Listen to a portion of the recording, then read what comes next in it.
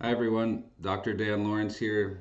A little bit of a longer video for today. I want to give you some guidance for the next unit of this course, the next 4 weeks, and what we'll be doing here. So I've got a cup of coffee. Grab a cup of coffee or tea or what have you, and join me as I walk you through what we're going to be doing next for writing 209. So what I'll cover in this video is um, how to view and find your feedback that you've received so far. I'll provide some general feedback patterns that I've been seeing where more or less we could all improve upon. And then I'll go over the next 4 weeks of the course where we're going to be getting into these really essential job documents. We're going to be writing a cover letter, going to be writing a resume, and you'll have some time to work on those. You'll see you'll have 2 weeks each to work on the cover letter and the resume because they're more intense documents. You'll want to spend more time on them, and then we'll wrap things up. So again, we'll cover viewing and finding your feedback, some overall general feedback, and then the layout of the next 4 weeks of the course in this video, as well as some tips and pointers for your cover letter and resume along the way. Okay, so first of all, the first thing is that if you've submitted work, and most of you have, at this point I've provided really rich, detailed feedback for you on your exercises. And it's really important that you read that feedback and take it seriously. I spend a lot of time really looking at, line by line, word by word, and then the overall layout of the document and its structure. I'm thinking about all kinds of things here. I'm thinking about how can you improve on your mechanics, the grammar, the syntax. I'm thinking about how you can improve on your word choice, your diction. I'm thinking about how you can continue to learn to cultivate a more professional tone in your writing. I'm thinking about all these things. So really pay attention to that feedback. It's very useful for you, and it can help you improve your writing as you move along into the future and continue to submit documents for the class. I provide 2 layers of feedback. So you'll see on the exercises and the work you've submitted, there will be a comment in a comment box that has a kind of summary overview of my feedback. But then if you click on the document itself that you submitted, there's a whole nother layer. There's another layer of feedback there where you'll see my annotations. Those are comments in the margin. Maybe I've highlighted certain sentences. Maybe I've highlighted paragraphs or circled words or punctuation. It's impossible for me to catch every typo, but I try to look for, okay, is this a recurring pattern where this is something you could work on to avoid that mistake in the present? So don't think of it like I'm going through and editing every single sentence for you. Rather, I'm looking for places where you can improve in general. And I think that'll be really helpful for you to take that and try to improve upon those patterns. So on that note, some general feedback across all the exercises and all the work that I've been seeing. There's a couple points I wanted to address. The first is line spacing. You really want to use single line spacing, 1.0 single line spacing for almost any professional work world document. I know that's different than, if you're writing an essay for your psychology course, you're probably going to use APA style guide, and then you're going to double space it, right? When we're doing things like emails and reports and resumes and cover letters, in the so-called real world, it's really unusual to see double spacing or 2.0 line spacing. You're almost always going to see single spacing. So that's what we're going to do here. So make sure you're using single line spacing. The other thing that I think a lot of people overlook is they'll say, look, I selected everything, I set it to single line spacing, but it still looks funny. Sometimes you have to go into what's called your paragraph settings. Paragraph settings in Microsoft Word or Google Docs. And the most common problem is there's usually excessive or extra before or after paragraph spacing. I think the default on Microsoft Word these days is set to 8 points. you'll want to set that to 0. So set your before-after paragraph spacing to 0 point or 0 inches. Set that to 0, the before-after paragraph spacing. That'll remove the additional spacing between paragraphs that the program is unintentionally putting in for you. So those are default settings that you need to adjust. Those should be set to 0, before and after paragraph spacing, and then set everything to single line spacing. That should fix about 95% of the types of formatting errors that I've seen in regard to line spacing and paragraph spacing. Okay, a lot of you still need to work on the writing process. So that's a key idea here, which is when you write anything, whether it's an essay or an email or a document, a short report, long report, you always start with a draft, then you revise it, which means top down. You're thinking about the purpose, the content. You might be deleting paragraphs, deleting sentences, rewriting it. Then you're going to edit it. You're going to go through, check every number, check every sentence for grammar. You're going to want to catch all those tiny bits. You're going to want to reword some sentences, like in Chapter 2, editing sentences for clarity. And then finally, you do a proofread where you do a final look through, catch all those last-minute errors, capitalizations, everything. So following that process, that set of procedures, you're going to produce more effective, powerful documents that way. We never write anything perfectly on the first draft. Even experienced writers, professional writers like myself, we use a writing process. We go through this process of drafting, revising, editing, proofreading. So try to catch those things. And there's a really compelling reason for that.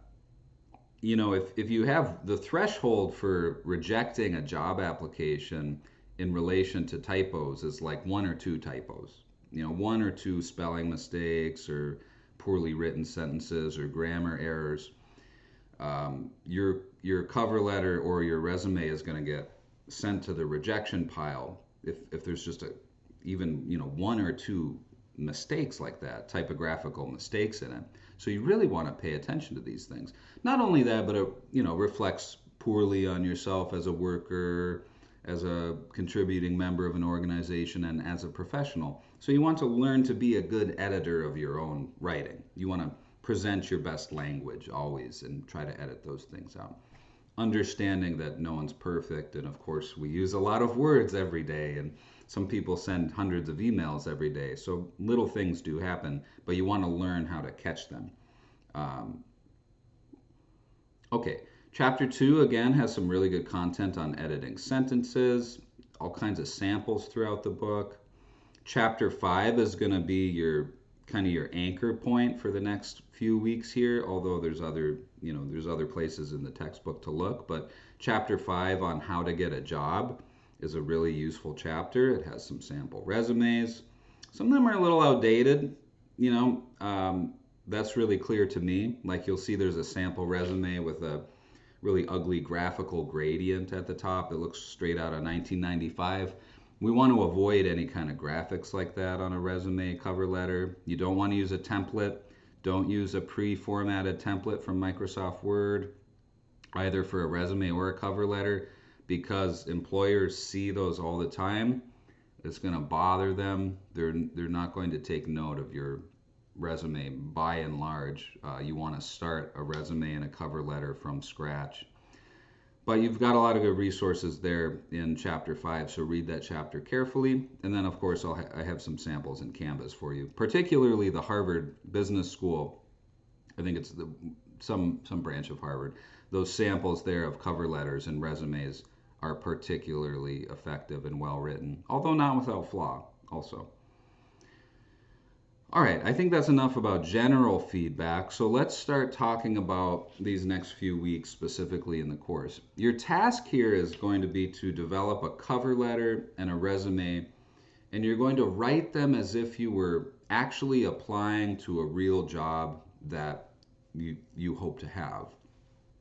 So use a job search tool like Indeed.com or Monster, Google.jobs.com, or is it jobs.google.com? The Google Jobs site, whatever it is that you find useful. And check out a couple of them because some of them are more effective than others. By and large, those are what are called aggregation sites. So they kind of pull listings from various places. Companies put their listings on there. Um, and they're going to provide a wide variety of different positions. Use the search features in there. So you have a geographical radius that you can determine around a city. You can also use the keyword remote if you're looking for remote positions or telecommute positions that are conducted online or on Zoom. You can use it to look for internships. Use keywords smartly. So in your primary search box on something like Indeed.com, use specific terms related to your career path. So if you're going into marketing, maybe you'll try something like specific position titles like marketing coordinator or marketing and communication specialist or entry level marketing, and then set the geographic radius and then just see what comes up. You can start with your local area if that's where you want to work, or you can pick a city that's always been drawn to you and where you would like to relocate to. Find a real position. Read through some of these job postings, see what the requirements are, see what the qualifications are, kind of get a sense for what's out on the market, and then find one that grips you. Find one that you think you would actually enjoy working, a company you would enjoy working for. The work would be interesting to you, and you would have the qualifications for applying to at least once you finish your bachelor's degree here at UW Superior. So that's kind of the first step with these two projects, the cover letter and the resume, is thinking about finding some actual live active postings to which you could gear these documents around. Now, the reason we do that is because when you actually go on the job market, you're not just going to send out a blanket resume and cover letter to a bunch of different companies that all say the same thing. You always tailor your cover letter and your resume specific to the position, because every position is different, every company is different, and you're going to bring up a different set of skills and strengths and speak to your ability in that particular role. So a cover letter and resume, they're strategic documents. They're very dynamic documents that are going to change every time you apply to a specific position. You're going to tailor and tweak it to particular positions. And that's always been the case. That's the most effective way to apply for positions. It's what I've done. I've had, hundreds of versions of my own resume and CV in my own life, depending on what I'm doing at that point in time and how I'm strategically positioning myself in the job market. So that's what you're going to do here. So the cover letter is a kind of persuasive business letter. Generally, you want a 3 or 4 paragraph format. You want to format it like a business letter. So you've got a date, you've got your recipient's address, you have a salutation. Usually it's something like "Dear Hiring Manager." If you know the specific name of the hiring manager, you can include that, but if you don't, it's best not to guess. So "Dear Hiring Manager" is kind of a go-to in that situation. And then you want the content of the letter to be quite factual, right? You want it to be quite objective. So try some language like, I will complete my BA in communications from the University of Wisconsin-Superior in the spring of 2022.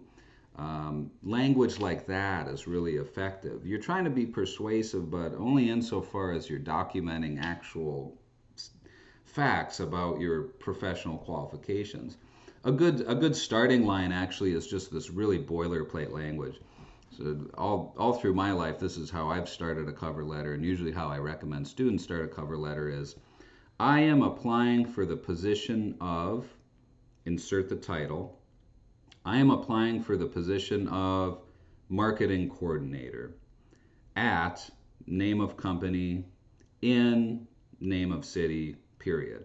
It's a kind of statement of intent. It's a purpose statement, we would call, in a document. It lets the reader know specifically what the function of the document is. So that's a good first line right out of the bat in a cover letter. Is, excuse my silly sports metaphor, but start right there with your very first paragraph after your salutation. I am applying for the position of marketing coordinator at Wells Fargo in Duluth, Minnesota. And then sometimes you can add with the job requisition number 45367 or whatever, if it has an ID number like that. Some job postings do, some job postings don't. If it's at a larger company, generally you'll see in the job posting whether they want you to include that job requisition number or not in the cover letter. It doesn't hurt if there is one, if you see one. So that's kind of your first paragraph, is just, I'm applying for the position of X. I will receive my BA in communications or whatever it is, right, related to that position from the University of Wisconsin Superior in spring of 2022 or 2023, whatever, what have you. Coffee dripping from my mustache, I think. 2022, 2023. And then you could, if you have something else to add, you could add it there, like I have more than 3 years of experience with Adobe Photoshop and InDesign, and software related to the position, something related to the position that they're specifically looking for from the job posting. That's a really strong first paragraph. You don't have to follow that precisely. You'll see in the samples and in the textbook there's a number of variations you can do on that. But that really factual, objective kind of language, I find, has been the most effective throughout my own career. And for most people, that seems to be a good way to come out, because you're just documenting your preparation for that position. You're stating your purpose. You're showing how you're qualified, and then you're also showing how you have exceptional skills related to that position. So that's one way to do it. The second paragraph then usually is an elaboration of your specific skills. So that's where you could go into detail about maybe you've completed an internship, maybe you've taken specific coursework that's going to relate to this position, maybe you worked on some kind of project that specifically relates to this position and demonstrates your skills and abilities. Maybe you have specific software or technological or equipment experience, something that you can really specifically detail. Even better if you can somehow enumerate that, if you can somehow give it a quantitative property. So for example, if you said something like, while I worked as an intern at St. Luke's Hospital, I wrote the weekly e-newsletter, which increased traffic to our website by 22% and had a readership of 5,000 staff members. See what the 22%, the 5,000 staff members, you increase sales by 34% in Q1 of 2021. When you can quantify your accomplishments, you're going to look really good on paper. You're going to look like a very compelling candidate who knows what they're doing. So when possible, try to give a numerical value to your accomplishments insofar as you can. That's the second paragraph, is elaborating on your specific skill set as it relates to that position. The third paragraph usually in a cover letter is, your niceties. You're going to say, thank you for taking the time to review my application. Resume is enclosed. You can reach me at such and such a phone number. I look forward to the opportunity of speaking with you further about this position. That's typically all your third paragraph needs. The exception there is if you're further along in your career and you have more to say. You can have kind of like an additional paragraph about extraordinary achievements, awards, publications, something that really speaks to your exceptional, extraordinary ability. Maybe, if you have a 10 years of career history to go into, there's room there. And then you could go on to a fourth paragraph that is a kind of signing off or niceties. Then sincerely, comma, return a few times, and then leave space for a digital signature. Put a real signature in there for using Adobe Adobe Acrobat if you have it, or insert a digital signature, as many of you have in your business letter so far. I was impressed to see that. Work on getting that really nice and clean. Make sure it looks like a strong professional signature. You can insert that in your cover letter. And again, it'll be about sincerely, comma, and then return about 5 times. So leave 4 vertical spaces between your typed name and sincerely, about 4 vertical spaces, which is like 5 returns.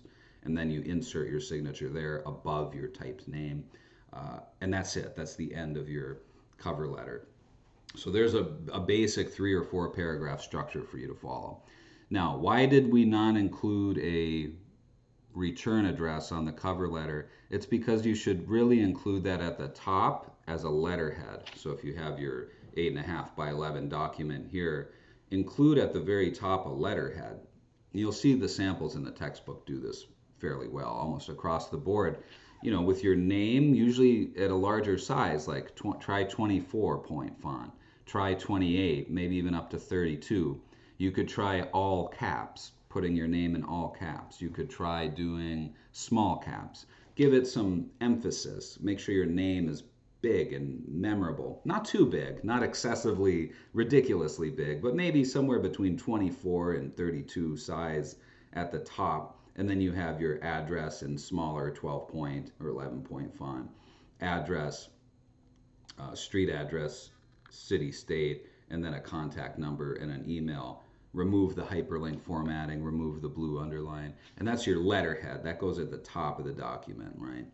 And then you can use that same letterhead in your resume and create really nice consistency across those 2 documents if they both share the same letterhead.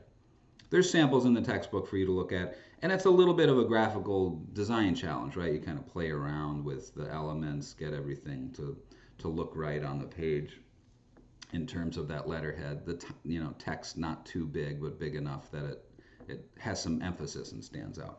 Use a standard font though throughout. Use one font throughout a cover letter. Use something like a Times New Roman.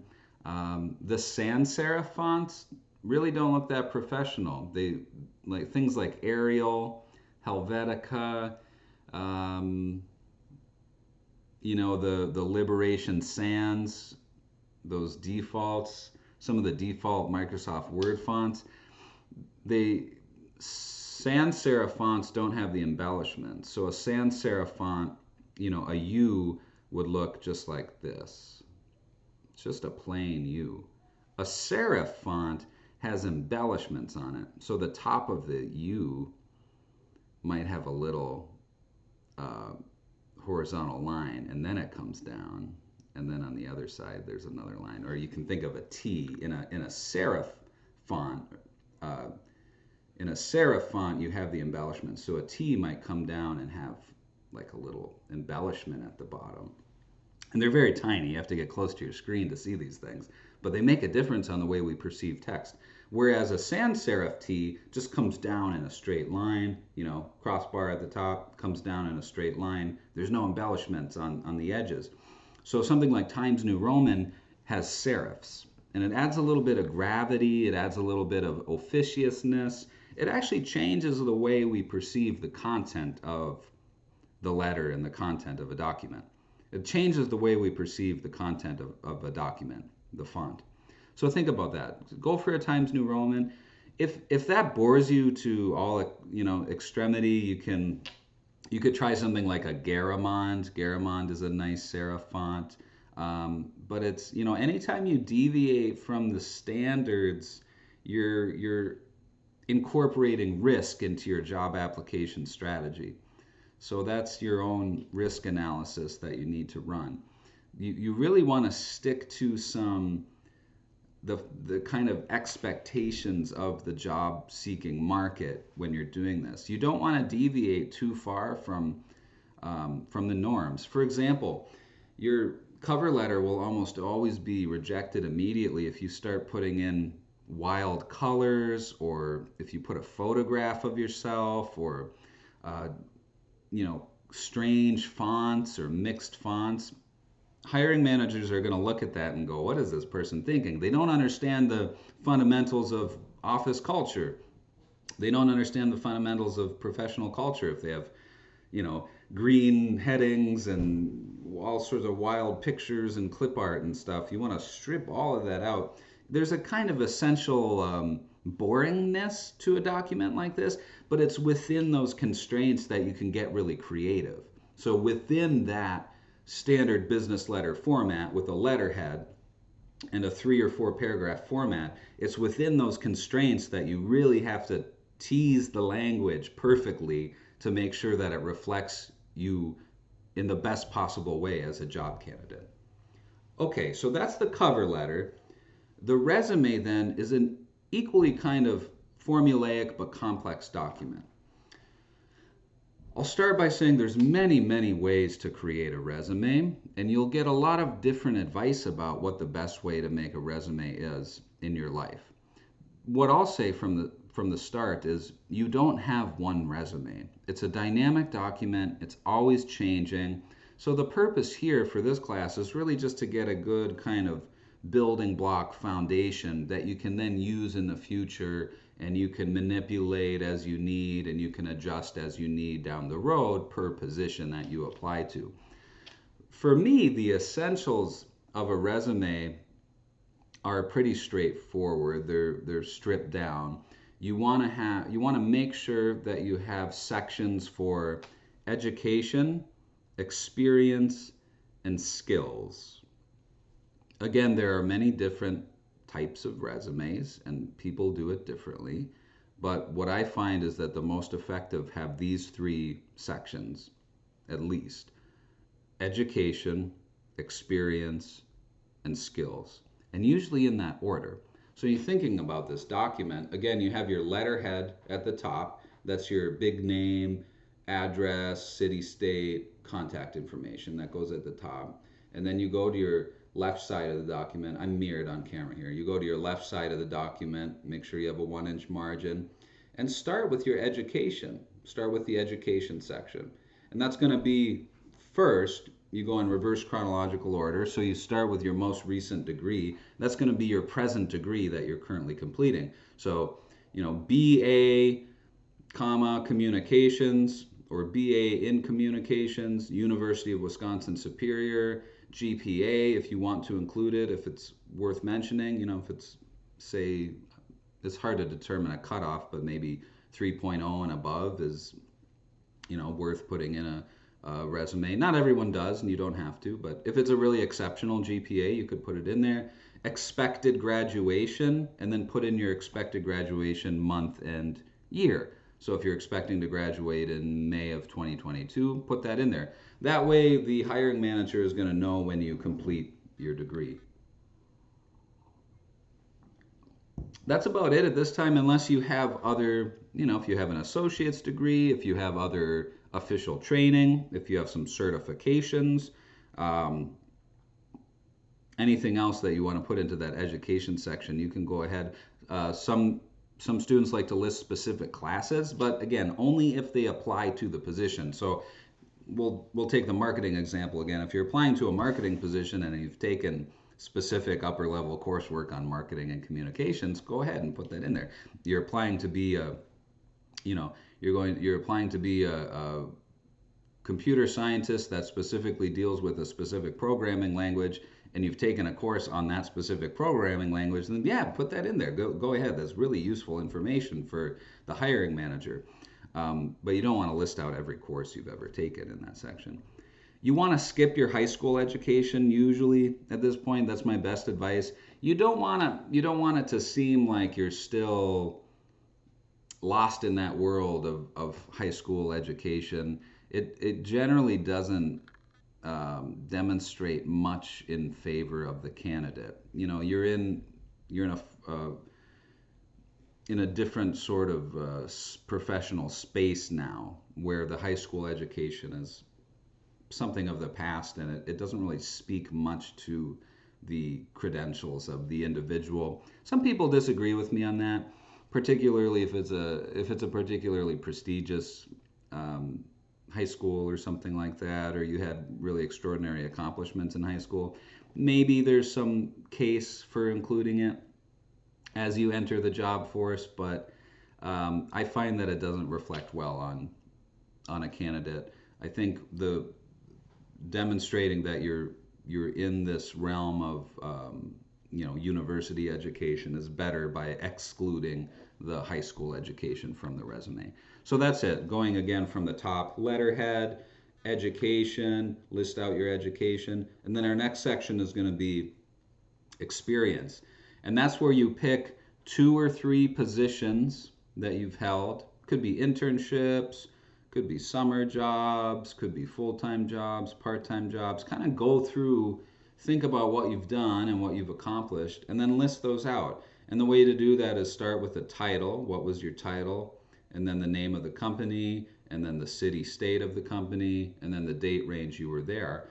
And then for each of the entries that you choose for your experience section, you're going to want to include 3 to 4, up to 5 bullet points. So for each entry in the experience section, you're going to have a few bullet points that explain your major accomplishments.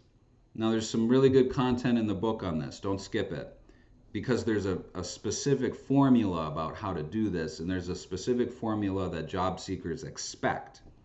And that's verb-based language that demonstrates extraordinary achievement. You don't want to just list out your duties. You don't want to say stuff like answered phones and stocked shelves. That's okay. Those were your duties, but it doesn't demonstrate any kind of extraordinary achievement. If you can, you want to again quantify, give some numerical values to what you've accomplished, or otherwise provide specifics about how you excelled in these roles in a way that applies to the position that you're applying to. So for example, we'll do the marketing coordinator thing again. Imagine you're writing this resume, you're applying for a marketing coordinator position. Maybe you organized an event on campus with 2,000 students in attendance and designed the marketing collateral to advertise the event or something like that, right? We use that verb-based language, so organized, and if it's in the past, conjugate it to the past tense. That's an extraordinary achievement, right? You organized an event and it had, I don't know, well, we don't have thousands and thousands of students at UW Superior, but you can kind of imagine, and 100 students attended the event, and you designed the marketing collateral, and to do so you used a specific program, which is going to demonstrate that you know how to use that program to the hiring manager, right? So every element of the resume is strategic. You're trying to demonstrate how you're not just trying to document your work history, you're trying to demonstrate how you are specifically qualified for the position you are applying to. Because at any given job, you do a lot of different things. And so you're going to pull out the experiences that directly relate to the position that you're applying for. Okay, so come up with, somewhere between 3 and 5 bullet points for each experience using that verb-based language. And I'll find the specific page number for you because I know it's in chapter 5 here of writing that. You have lots of sample resumes and cover letters in here. We're going to find that verb-based language. Among other useful things in the textbook, there's also information on using LinkedIn, which a lot of students say that they sometimes receive job offers directly on LinkedIn. So it's a useful thing to think about outside the class. But about page 174, you start seeing the section on preparing a resume. You see on 175 what employers like to see in a resume, and those are all true.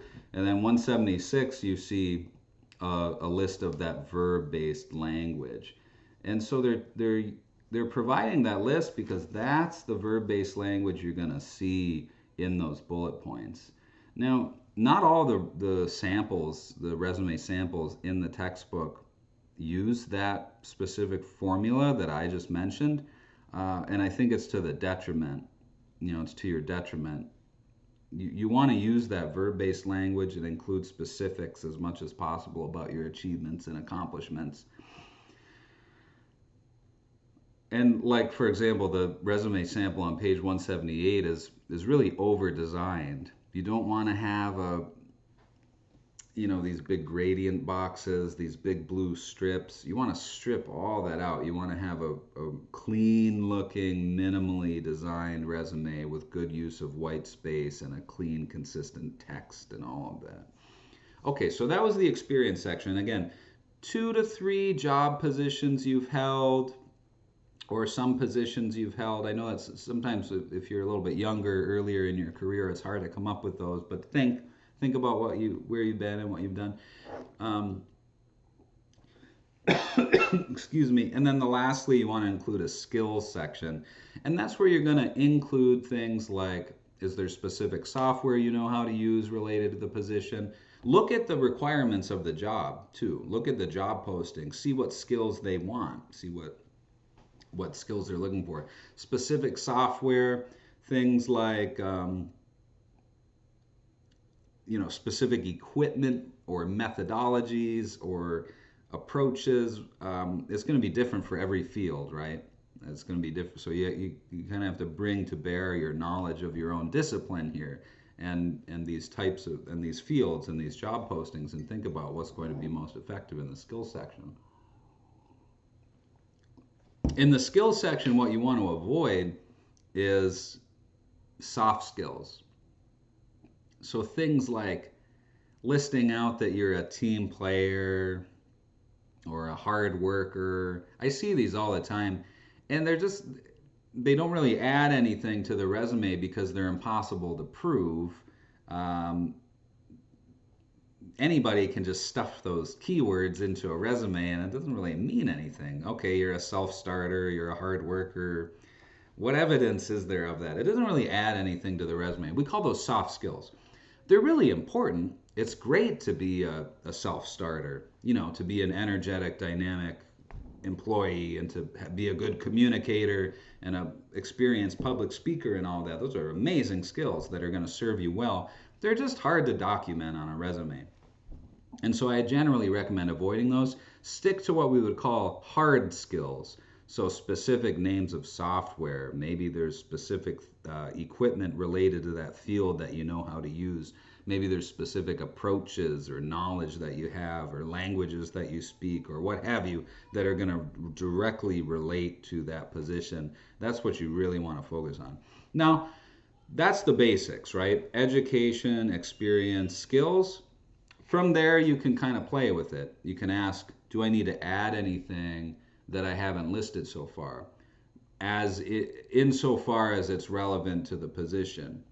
So if you're applying for a translation position, for example, somewhere in there you're going to want to mention your language skills and with some depth and some detail, right? Or if you have any kinds of like awards, or you're applying for a position in marketing and you're a member of a prestigious marketing organization, maybe you can put that in a separate section somewhere at the bottom, service or professional affiliations, right? So you tweak the resume based on your specific situation and scenario and the information that you need to include. Okay, this is getting to be a pretty long video, sorry, but that's basically how you approach the writing of a resume, or rather the drafting of it, because then, take these documents and really look them over, share them with someone, get some feedback from another source. You'll get feedback from me, of course, too. you won't see the end of these documents. You know, they're going to be an important part of your life and an important part of your job search after graduation and long after that too. So this is just to get you started, and I think that's enough for now. I think that's about what we can cover here. So be wary of copying the formatting from the resumes in the textbook because they're kind of clunky and outdated. I mean, they're real, like the ones on 178, 179 are really, I'll just go out and say it, they're pretty ugly. I wouldn't be happy if I was a hiring manager, and I've served as a hiring manager in various corporate roles I've been in. I wouldn't be happy if I saw this formatting on these resumes. You want really clean. You probably want Times New Roman or a serif font. Avoid underlining.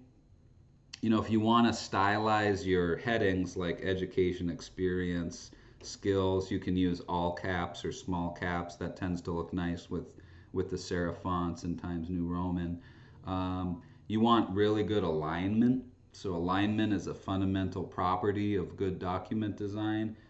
Make sure, you know, everything's snapped to your left margin.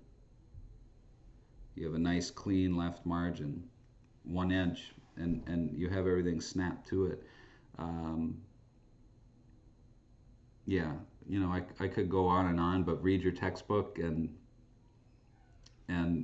think strategically about these documents. Every word, every line, every entry is part of the strategic enterprise of presenting yourself as a candidate who's fit to do this job. The last thing to talk about here, and now I promise this is the last thing, is think about some of the emergent technological issues related to job applications. Our textbook's a little bit outdated in this regard. A lot of hiring is done with automated processes. So human resources departments use what are called applicant tracking systems, or ATSs, and they are, you know, fairly advanced software that combs through cover letters and resumes and tries to create matches. But the algorithms that they use are actually kind of silly and simple, and most of them, they're proprietary, so we don't know exactly how they work, but most of them seem to just use keyword matching. So it'll take you input the job posting. We're speaking from the perspective of the HR department at the company now. If I were working in HR and using one of these applicant tracking systems, I input the job listing that I'm looking for candidates for, and then say 1,000 candidates apply. They send in resumes and cover letters and applications. That software is going to chug through, it's going to crawl through all of those resumes and cover letters, and it's going to look for the highest percentage keyword match between the job posting and the cover letter and the resume, and then it's going to generate a list of what it thinks are like the top 10 candidates or the top 5 candidates, and then send those to the hiring manager of the position. And it's this kind of algorithmic sorting process. Again, unfortunately, we don't know exactly what's in these proprietary algorithms because they're developed by private companies. And that's kind of a scary phenomenon. It's a problematic phenomenon. But what you can do, at least to try to succeed in this, in the online algorithmic element of applying to jobs, is to try to incorporate language, not directly, word for word, like stealing language from the job posting, but try to incorporate keywords. So, for example, if they use in the job listing, if they're looking for someone who knows how to use Adobe InDesign and Adobe Photoshop, for example, don't write your cover letter in a way that you don't mention those specific platforms. Don't write, I am proficient with various graphical design programs. Why? Because that ATS, that algorithmic process, it's not going to match up graphic design layout programs necessarily with Adobe InDesign and Adobe Photoshop. That crawling process is looking specifically for a match between that exact wording, Adobe InDesign and Adobe Photoshop. that's kind of a simplified example, but something to think about is, try to adopt real keywords from the listing.